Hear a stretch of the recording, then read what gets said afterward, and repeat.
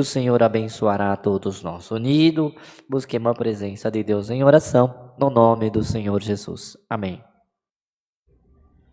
Glória a Deus. Glória ao teu nome, Senhor.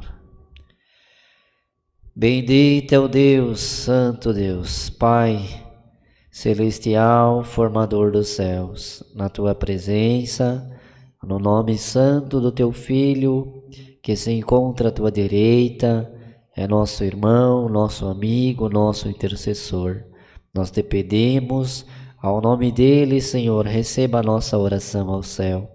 Tu conhece as nossas aflições, o que está passando no nosso sentimento, o que está guardado dentro de nós, as provações que vivemos, as tribulações que enfrentamos, mas sobre todas as coisas, com a tua luz, o nosso caminho, nós seremos vencedor.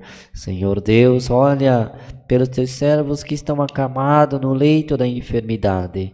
Ao teu tempo, segundo a tua boa vontade, coloca, Senhor, em liberdade, faz obra, e o teu povo vai te glorificar. As famílias que estão enlutadas, tantas outras necessidades, Senhor, toma nas tuas mãos santa, que enquanto vivemos nesta terra, nunca vamos nos cansar de bater na porta da tua misericórdia.